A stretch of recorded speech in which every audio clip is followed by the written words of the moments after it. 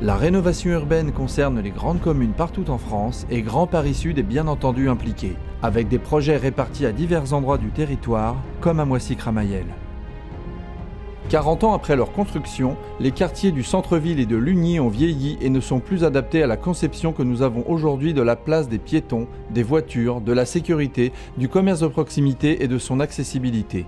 Il est temps aujourd'hui de se poser les bonnes questions et de se projeter ensemble sur les 40 prochaines années, notamment grâce au programme de rénovation mené par l'ANRU, l'Agence nationale pour la rénovation urbaine. Il s'agit d'un des dossiers prioritaires de la commune et l'État, la communauté d'agglomération Grand Paris Sud, les bailleurs ainsi que le conseil régional ont décidé de participer à la rénovation de ces deux quartiers jusqu'en 2024, date prévue de la fin de tous les travaux. Ces financements spéciaux se concentreront sur le périmètre de la place du 14 juillet, de l'avenue Philippe Bure, de la résidence du Parc et de la rue des Pièces de Lugny. Les objectifs sont multiples. Améliorer l'image des quartiers et le cadre de vie des habitants, veiller au bon équilibre social et favoriser la possibilité d'obtenir un logement adapté tout au long de la vie, soutenir le commerce de proximité et encourager le développement économique, créer un lien entre les commerces du centre-ville et les habitants du nouvel écoquartier de Chanteloup au nord de la commune. Mais vouloir changer la ville nécessite de le faire en concertation avec ses habitants car ils sont les premiers concernés et parce qu'ils ont des choses à dire. Moissy est une ville dynamique, Moissy est une ville que les gens aiment. Mais depuis quelques années, effectivement, il y a comme partout dans la région parisienne et peut-être en France une dégradation avec des difficultés de délinquance. En fait, ici, quand on est là, on se sent un peu enfermé, en fait. On se sent un petit peu à l'écart de tout. Les jeunes, ils n'ont pas d'ouverture à part un terrain de basket les cages ne fonctionnent plus du tout. Le terrain de foot, je vous en parle pas, l'herbe elle est haute jusqu'ici. Voilà, c'est tous ces petits services qui nous aident pas et qui fait que la cité elle est enfermée en fait, tout simplement. On a un peu mis à l'écart ici, c'est ce que je trouve. Moi je pense que, évidemment ça ne dépend pas de moi, mais je pense qu'il faut restructurer le quartier complètement.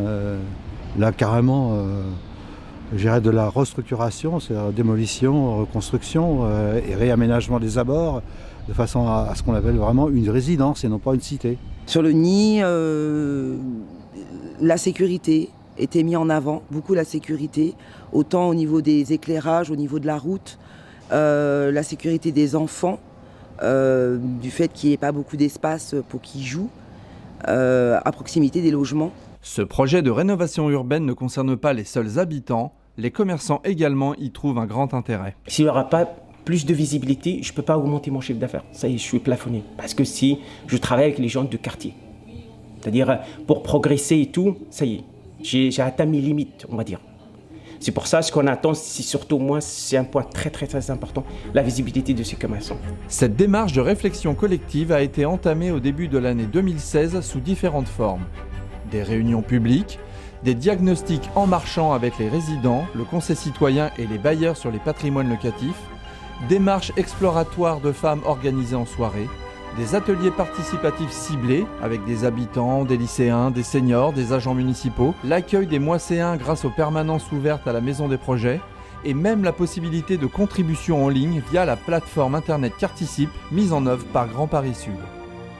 Au total, plus de 500 personnes ont exprimé leur avis ou participé à l'un des temps de réflexion proposés par la ville ou par le Conseil citoyen, association créée à la demande de l'État qui travaille sur le projet aux côtés des élus. Nous œuvrons pour les mêmes causes, notamment la rénovation urbaine, l'amélioration de la qualité de vie des habitants, le bien vivre ensemble. Et donc nous avons à cet effet organisé des petits déjeuners citoyens. J'ai été contactée par le service de prévention de la mairie de Moissy pour faire une marche exploratoire sur différents thèmes sur la ville. On a déambulé dans la ville, donc des quartiers à rénover qui sont le centre-ville, Cité du Parc et Lugny. Et là on a pu voir, donc j'étais pas seul, hein, bien sûr, on était plusieurs groupes d'habitants, bureau d'études, architectes, et on a fait des constatations. Et on a pris des notes et chacun a pu dire ce qu'il pensait de tout ça. Nous sommes une dizaine de personnes qui participons à toutes les réunions de réflexion Et nous avons trouvé important de faire une information aux habitants des quartiers de différentes manières, par une enquête que nous avons créée, par des visites dans les quartiers, par la discussion avec toutes les personnes. Et bien sûr, nous participons à toutes les réunions de réflexion. C'est des actions concrètes qui ont pour but aussi de renforcer les liens entre bailleurs et locataires, liens qui sont importants aussi dans le cadre de ces projets de renouvellement urbain, afin de permettre aussi de les associer de manière plus importante dans la définition des opérations. Ça passe parfois aussi par ce type d'opération un peu préalable pour renforcer la concertation et la mobilisation des locataires. Dans le cadre du projet urbain, nous bénéficions de subventions qui nous permettent de réaliser dès à présent certains projets, notamment dans le cadre de la concertation avec les locataires. Nous avons mis en place des ateliers au sein de nos résidences, ainsi que des réunions qui ont lieu à peu près tous les 2 mois, pendant lesquelles les locataires peuvent exprimer leur souhait d'aménagement de nos résidences ou exprimer aussi les dysfonctionnements qu'ils rencontrent au quotidien. En parallèle de la concertation, des études ont été réalisées, mobilisant pendant plus de 18 mois des professionnels de l'urbanisme, du commerce, de la sécurité, des transports, les élus et les services de la commune. Les premières pistes sont proposées par les bureaux d'études. Faciliter l'accès à la place du 14 juillet par une rue à double sens, sécuriser la traversée de l'avenue Philippe-Bure par un plateau traversant surélevé, réorganiser le stationnement de manière plus claire, reconquérir un maximum de places de stationnement dans les parkings au sous-sol des patrimoines des bailleurs, améliorer la visibilité des commerces et des équipements, traiter les problèmes de vitesse, réhabiliter certains logements des bailleurs sociaux. Les chiffrages de toutes ces idées et solutions sont en cours.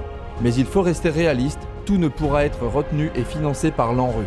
Le temps sera alors venu de décider sur ce qui est prioritaire et possible de réaliser jusqu'en 2024. L'ANRU met également en œuvre ses projets de renouvellement urbain sur plusieurs villes de Grand Paris Sud.